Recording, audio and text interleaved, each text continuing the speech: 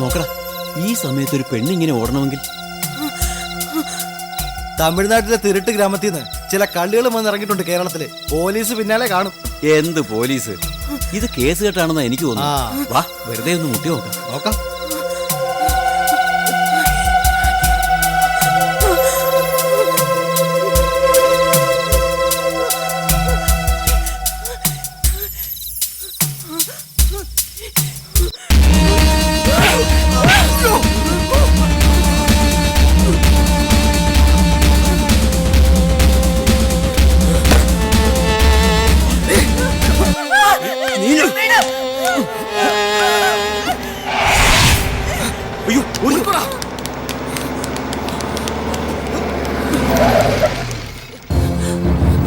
അയ്യോ ലളിത,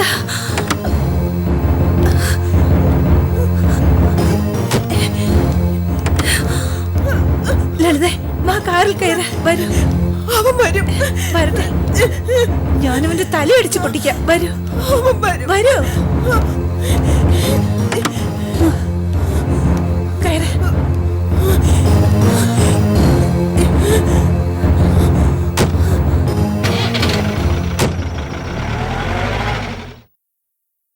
light of ചെയ്തില്ലെങ്കിൽ ഉറങ്ങാൻ പറ്റില്ലെന്ന് അച്ഛൻ പറഞ്ഞു. ലൈറ്റ് ഓൺ ചെയ്തിട്ടിരുന്നെങ്കിൽ അമ്മ പോകുന്നത് ഞാൻ അറിഞ്ഞേനെ. സംഭവിക്കാൻ പാടില്ലാത്ത സംഭവിച്ചു. ആരും ആരെയും കുറ്റപ്പെടുത്തിയിട്ട് കാര്യമില്ല. ഇനി ഇങ്ങനെ സംഭവിക്കാതെ നോക്കണം, അത്ര തന്നെ. ഈ വീടിനെ ലളിത ഭയപ്പെടുന്നതിന് കാരണമുണ്ട്. ഇവിടെ നിന്നല്ലേ ജോൺസൺ മീറ്റിങ്ങിനെന്നും പറഞ്ഞ് ഇവളെ കൂട്ടിക്കൊണ്ടുപോയത്. അമ്മ ആദ്യമായി ജോൺസനെ കണ്ടത് ഈ വീട്ടിൽ വെച്ച് തന്നെയാ. ആ വൃത്തികെട്ടവനെ ഇവിടെ വെച്ച് ആദ്യമായി കണ്ട ദിവസം ഇപ്പോഴും എൻ്റെ ഓർമ്മയിലുണ്ട്. ഞാനിവളെ തൽക്കാലം കരുണാലയത്തിലേക്ക് കൊണ്ടുപോകാമെന്ന് വിചാരിക്കുന്നു. അവിടെ ഞാൻ മാത്രമല്ലല്ലോ, നളിനിയുണ്ട്, കൊച്ചേട്ടനുണ്ട്, നളിനിയുടെ മകൾ ദിവ്യയുണ്ട്. അത് വളരെ നല്ല തീരുമാനമാണ്. ലളിതയ്ക്ക് അത് തീർച്ചയായും ഗുണം ചെയ്യും. ഞാനും കോമളവും കൂടെ അവിടെ വരാം. രവീന്ദ്രൻ ഇവിടെ ഒറ്റയ്ക്ക് താമസിക്കാൻ ബുദ്ധിമുട്ടാണെങ്കിൽ രവീന്ദ്രന് കരുണാലയത്തിലേക്ക് പോരെ. വേണ്ട, ഞാൻ ഇവിടെ തന്നെ കഴിഞ്ഞോളാം. ലളിതയുടെ പ്രയാസങ്ങൾ തീർന്നാൽ അവൾ ഇങ്ങോട്ട് തന്നെ വരുമല്ലോ. കോയമ്പത്തൂരിലെ ചേട്ടത്തി എന്നെ ചെന്നൈയിലേക്ക് വിളിച്ചിട്ടുണ്ട്. ഞാനങ്ങനെ പോവുകയാണെങ്കിൽ ആ സമയത്ത് രവീന്ദ്രൻ അവിടെ നിന്ന് നിൽക്കണം. സുശീല എന്നാണ് പോകുന്നത്? ഇതിനു മുൻപേ പോകേണ്ടതായിരുന്നു. ലളിതയെ കണ്ടുപിടിക്കാനുള്ള ആലോചനകൾക്കായി ചേട്ടത്തി കുറച്ചു ദിവസം ഇവിടെ വന്ന് നിന്നല്ലോ. ലളിതയുടെ മനസ്സ് ശരിയില്ലെന്നുകൂടി അറിഞ്ഞപ്പോൾ ചേട്ടത്തി പറഞ്ഞു സാവധാനത്തിൽ ചെന്നാ മതിയെന്ന്. സുശീല വല്യമ്മ എന്തിനാ ചെന്നൈയിലേക്ക് പോകുന്നത്? എന്തിനാണെന്ന് ചേട്ടത്തി ഇതുവരെ എന്നോട് പറഞ്ഞില്ല. ഞാൻ ചോദിച്ചതുമില്ല. അപ്പോൾ നാത്തൂമാർക്ക് ഇങ്ങനെ പരസ്പരം സ്നേഹിച്ചും വിശ്വസിച്ചും ജീവിക്കാം. നമ്മുടെ സ്ത്രീകൾക്കൊരു മാതൃകയാവണം ഇവർ തമ്മിലുള്ള ബന്ധം.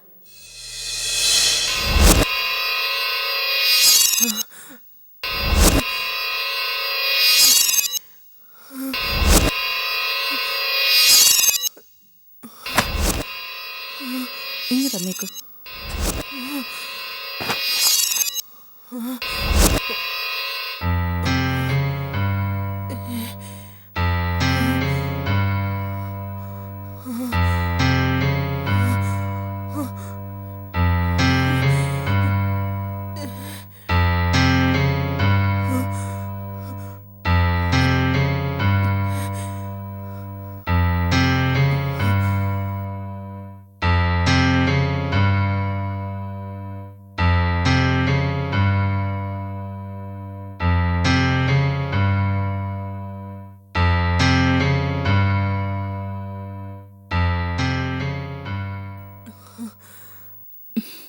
ലളിതേ, നിനക്ക് ഓർമ്മയില്ലേ നമ്മളെല്ലാവരും കൂടി ഇവിടെ താമസിച്ചത്?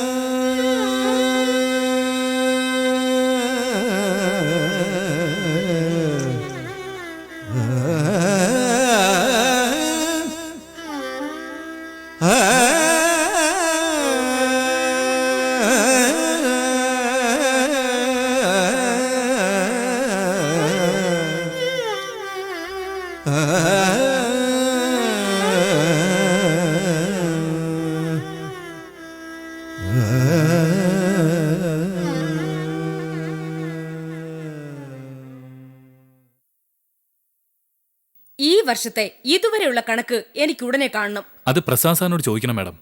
അതെന്താ നിങ്ങൾ അങ്ങനെ പറഞ്ഞത്? എന്റെ ഉടമസ്ഥതയിലുള്ള സ്ഥാപനത്തിന്റെ കണക്ക് എനിക്ക് കാണാൻ അവകാശമില്ലേ?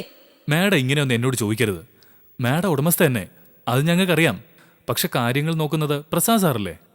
മാഡം നിർബന്ധിക്കുകയാണെങ്കിൽ ഞാൻ ടാലിയിലുള്ള ഫിഗേഴ്സിന്റെ പ്രിന്റ് ഔട്ട് എടുത്തു തരാം. പക്ഷെ അത് ഫൈനൽ ഫിഗേഴ്സ് ആകണമെന്നില്ല.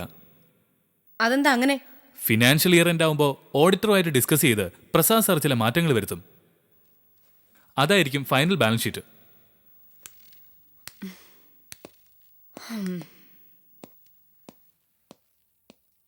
അമ്മ എന്തിനാ ഓഫീസിൽ വന്ന് സമയം കളഞ്ഞത്? എന്തിനാ എന്റെ കീഴിൽ ജോലി എന്നവരോട് ചോദ്യങ്ങൾ ചോദിക്കുന്നത്? അങ്ങനെ വല്ലപ്പോഴും ഒക്കെ വരുന്നതുകൊണ്ടല്ലേ കുറെ കാര്യങ്ങളെങ്കിലും എനിക്ക് പിടികിട്ടിയത്. നീ കണക്കിൽ തിരിമറി നടത്തുന്നു ഇപ്പൊ ആ മാനേജർ പറഞ്ഞല്ലോ. കണക്കിൽ മാത്രമല്ല, പല കാര്യങ്ങളിലും ഞാൻ തിരിമറികൾ നടത്തും. അതുകൊണ്ടാണ് 1.5 വർഷം കൊണ്ട് അമ്മയ്ക്ക് ദാനം കിട്ടിയ സ്വത്ത് ഞാൻ 3 ഇരട്ടിയാക്കിയത്. എല്ലാം ഇവിടെയൊക്കെ തന്നെ ഉണ്ട്, എങ്ങും ആരും കൊണ്ടുപോയിട്ടില്ല. ദേ, ഇനി കൂടുതൽ ചർച്ച ചെയ്ത് തീരുമാനങ്ങൾ എടുക്കണമെങ്കിൽ അത് നമുക്ക് രാത്രി വീട്ടിൽ വെച്ചാകാം. അമ്മ ഓഫീസിൽ വരുന്നത് കൊള്ളാം, പക്ഷേ വിവരക്കേട് വിളമ്പിട്ട് പോകരുത്. ജോലിക്കാർ പുച്ഛിക്കും. ഞാൻ എന്ത് വിവരക്കേടാ വിളമ്പിയത്?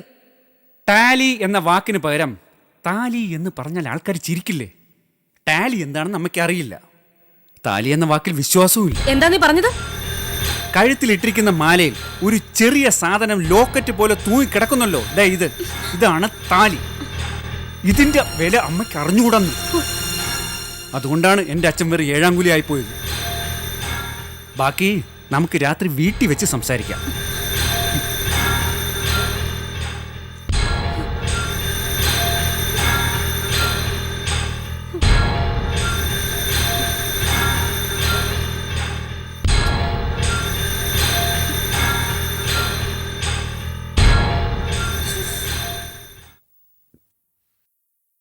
ആ 2 ലക്ഷം തൽക്കാലം കണക്കി കാണിക്കണ്ട. പിന്നെ ഏതമുണ്ട്? 1,60,000. അത് തൽക്കാലം സസ്പെൻസ് ഇരിക്കട്ടെ. പിന്നെ ഉള്ളത് ആ 3.5 ലക്ഷം എൻ്റെ പേര് തന്നെ ക്രെഡിറ്റ് ചെയ്തോ. പ്രസാദ് ഫിനാൻസിൽ ഞാൻ അതിനുള്ള പ്രൊവിഷൻ ഉണ്ടാക്കാം. ആരോടാ നീ സംസാരിച്ചത്? ഒരു പുതിയ അക്കൗണ്ടന്റ് വന്നിട്ടുണ്ട്, അയാളോട്. നമ്മൾ പണയത്തിനെടുക്കുന്ന സ്വർണം നീ ഓഫീസിൽ തന്നെയാണോ സൂക്ഷിക്കുന്നത്, അതോ ബാങ്കിൽ മേൽപ്പണയം വെക്കൂ? ചിലത് ഓഫീസിൽ വെക്കും, ചിലത് ബാങ്കിൽ വെക്കും, ചിലത് എൻ്റെ ബെഡ്റൂമിലെ സ്റ്റീൽ ഷെൽഫിലുണ്ട്. ഈ വീട്ടിൽ മറ്റുള്ളവരുടെ സ്വർണം ഇരിക്കുന്ന കാര്യം നീ എന്നോട് ഇതുവരെ പറഞ്ഞിട്ടില്ലല്ലോ. ചില രഹസ്യങ്ങൾ സ്ത്രീകളോട് പറയാൻ പാടില്ല. എടാ, സ്ത്രീകൾക്ക് എന്താടാ കുഴപ്പം? ഈ ബിസിനസ് ഒക്കെ നിന്റെ തലയിലൂടെ മാത്രം ഓടുന്നാണോ നിന്റെ വിചാരം? കോയമ്പത്തൂരിലെ ചേട്ടത്തി ബിസിനസ് നടത്തി താൻ എല്ലാ ആണുങ്ങളെക്കാളും മേലെയാണെന്ന് തെളിയിച്ചില്ലേ? കോയമ്പത്തൂരിലെ വല്യമ്മായിക്ക് തുല്യാണോ അമ്മ?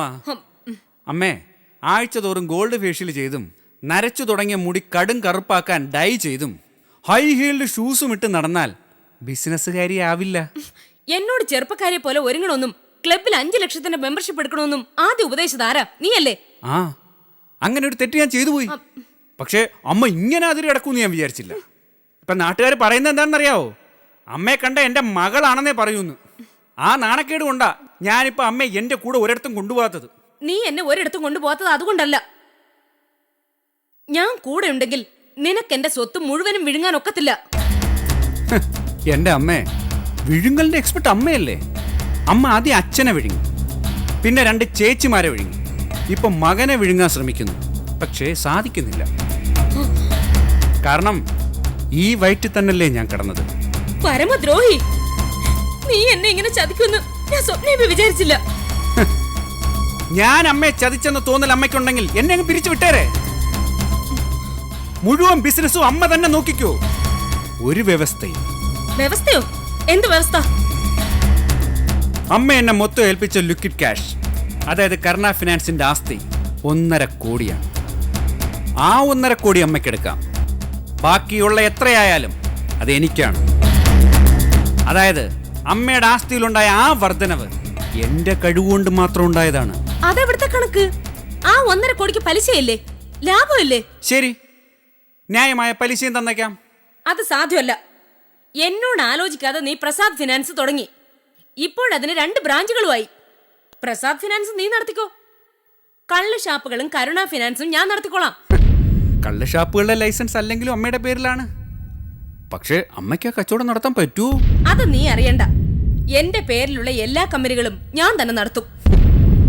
എന്റെ പേരിൽ ചെക്കിലും എഗ്രിമെന്റിലും ഒപ്പിടാൻ നിനക്കിനി അവകാശമില്ല. വളരെ സന്തോഷം. കയ്യിലെ കാശ് വായിലെ ദോശ. അമ്മയുടെ പണം അമ്മയ്ക്ക്, എന്റെ പണം എനിക്ക്. എന്തിനാടാ നീ ഇങ്ങനെ ആർത്തി കാണിക്കുന്നത്? ഈ പണം, എന്നെ ചതച്ചുണ്ടാക്കിയ സ്വത്ത് നീ ആർക്ക് കൊടുക്കും? നിന്റെ ഭാര്യ നിന്റെ കൂടെ ഇല്ല. ആ കൊച്ചു നിന്റേതല്ലെന്നും നീ പറയുന്നു. പ്രഭ ഇപ്പോ എൻ്റെ കൂടെ ഇല്ല. പക്ഷെ ഞാൻ അവളെ ഡിവോഴ്സ് ചെയ്തിട്ടില്ല. ഞങ്ങൾ നാളെ ഒരുമിച്ച് താമസിച്ച് കൂടൊന്നുമില്ല. പിന്നെ പ്രഭ പ്രസവിച്ച കുട്ടി പ്രാർത്ഥനാ മോൾ, അവൾ എൻ്റെ മോളാണെന്ന കാര്യത്തിൽ എനിക്ക് യാതൊരു സംശയവുമില്ല. പിന്നെ എന്തിനാടാ നാട് നീളെ അത് സുനിലിന്റെ കൊച്ചാണെന്ന് നീ പറഞ്ഞു നടന്നത്? അമ്മയാണ് ആദ്യം പറഞ്ഞത്, ഞാൻ ഏറ്റു പറഞ്ഞു. എനിക്കൊരു ലക്ഷ്യമുണ്ടായിരുന്നു, എന്നെ ഒരിക്കൽ തെണ്ടിയെന്ന് വിളിച്ച രാജഗോപാലൻ മുതലാളിയുടെ മാനം കെടുത്ത്. അതിൽ ഞാൻ ജയിച്ചു, അങ്ങേര് തോറ്റു. നീ എന്റെ മോൻ പ്രസാദ് തന്നെയാണോടാ? സംശയം എന്താ? അതുകൊണ്ടല്ലേ എനിക്ക് ഇങ്ങനെ സംസാരിക്കാൻ കഴിയുന്നത്.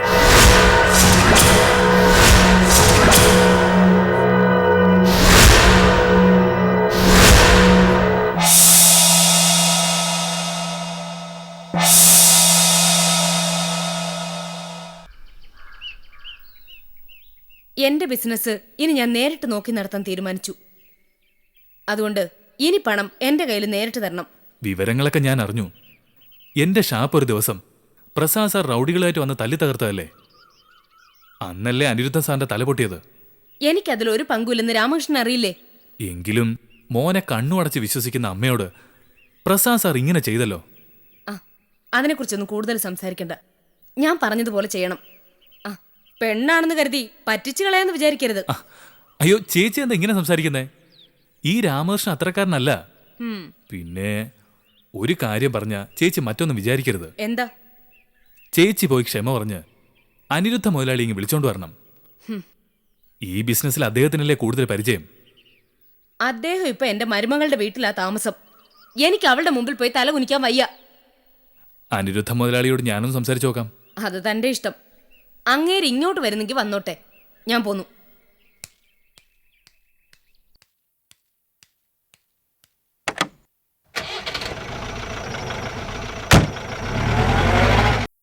ആ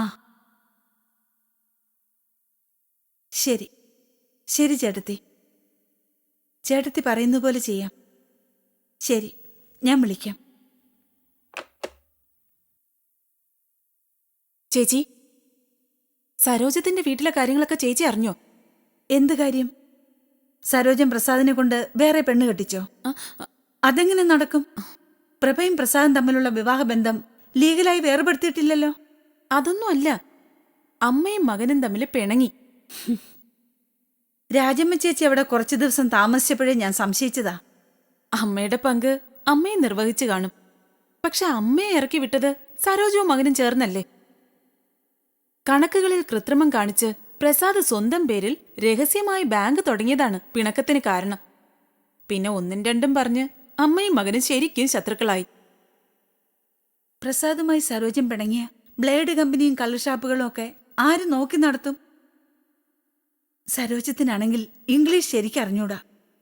പക്ഷേ സംഭവം ശരിയാണ്. പ്രസാദ് പുതിയ ഓഫീസ് സ്വന്തമായി അടുത്ത ആഴ്ച തന്നെ തുറക്കുമെന്നാണ് അറിഞ്ഞത്. കള്ളുഷോപ്പുകളുടെ കൺട്രോൾ സരോജൻ തന്നെ ഏറ്റെടുത്തു. ഈശ്വര, എന്തൊരു നാണക്കേട്! കരുണാകരൻ മുതലാളിയുടെ പെങ്ങൾ കള്ളുഷാപ്പ് നടത്തുക. ആളുകൾ എന്തു പറയും? 30-30 വയസ്സ് പ്രായമുള്ള ഒരു ചെറുപ്പക്കാരന്റെ അമ്മ ഇങ്ങനെ ഡയ്യും അടിച്ച് മുഖത്ത് ചുവന്ന പൗഡറും പൂശി നടക്കുന്നത് മോശമല്ലേ? ആളുകൾ അതും പറയുന്നുണ്ടല്ലോ. നളിനിയോട് ആരാണിത് പറഞ്ഞത്? കരുണ ഫൈനാൻസിൽ ജോലി നോക്കുന്ന മൈഥിലി. അവൾ പോസ്റ്റ് ഓഫീസ് സേവിങ്സിൽ പണം അടയ്ക്കുന്നുണ്ട്. അതുകൊണ്ട് എല്ലാ മാസവും മൈഥിലിയെ കാണാൻ ഞാൻ കരുണ ഫൈനാൻസിൽ പോകും. ലളിത അവളുടെ ഭാഗത്തിൽ കിട്ടിയ റബ്ബർ തോട്ടം ഭർത്താവിനെ മരുമകനെ ഏൽപ്പിക്കാതെ സ്വയം നോക്കി നടത്തിയപ്പോൾ കിട്ടിയ സ്വത്ത് പൂർണ്ണമായും പ്രസാദിന് വിട്ടുകൊടുത്തവളാണ് സരോജം. അന്ന് ഞാൻ ലളിതയെ കുറ്റപ്പെടുത്തിയിട്ട് സരോജത്തെ അഭിനന്ദിച്ചു. എന്നിട്ട് കഥ ഇപ്പോൾ ഇങ്ങനെ. സരോജും പ്രസാദും തമ്മിൽ പിണങ്ങിയെന്ന്. വരൂ, ഞാൻ വിശദമായി പറഞ്ഞു തരാം. എന്താ, പോയി അനിയത്തിയെ ഉപദേശിച്ച് നേർവഴിക്ക് കൊണ്ടുവരാമോ? വന്നാട്ടെ.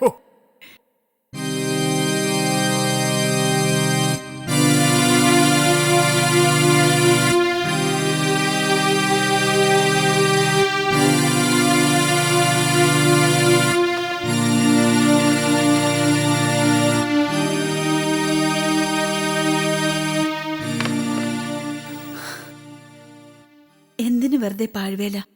ഞാൻ പറഞ്ഞാൽ അവൾ അനുസരിക്കുമോ? ചേച്ചി എന്തെങ്കിലും പറഞ്ഞോ? ഇല്ല. ഞാൻ സരോജവുമായി ഒന്ന് ഫോണിൽ സംസാരിച്ചാലോ എന്ന് ആലോചിച്ചു. പിന്നെ വേണ്ടെന്ന് വെച്ചു. ആ പ്രസാദ് ആദ്യം ഭാര്യയോട് പിണങ്ങി, സ്വന്തം കുഞ്ഞിനെ ഒന്ന് കാണാൻ പോലും പോയില്ല. ഇപ്പൊ അമ്മയോടും പിണങ്ങി. അവൻ ആരോട് സ്നേഹമില്ല ചേച്ചി. പ്രസാദിന് സ്നേഹമുണ്ട്. ആരോട്? പ്രസാദിനോട് തന്നെ. ഞങ്ങളുടെ വലിയേട്ടനും അങ്ങനെ തന്നെയായിരുന്നു. ഞാൻ ആലോചിക്കുന്നത് അതല്ല. ഈ സമയത്ത് സരോജൻ ചെന്ന് ഭർത്താവിനോട് ക്ഷമ ചോദിച്ച് കൂട്ടിക്കൊണ്ടുവന്ന കള്ളുഷാപ്പുകൾ അദ്ദേഹം നോക്കി നടത്തത്തില്ലേ? അതെങ്ങനെ? അനിരുദ്ധൻ ഇപ്പോൾ പ്രഭയുടെ കൂടെയല്ലേ താമസിക്കുന്നത്? ആ കുഞ്ഞിനെ വളർത്തുന്നത് ശരിക്കും അനിരുദ്ധനല്ലേ? ഏതായാലും എന്റെ 2 അനിയത്തിമാരെ ഓർത്ത് ഒട്ടും സന്തോഷിക്കണ്ട.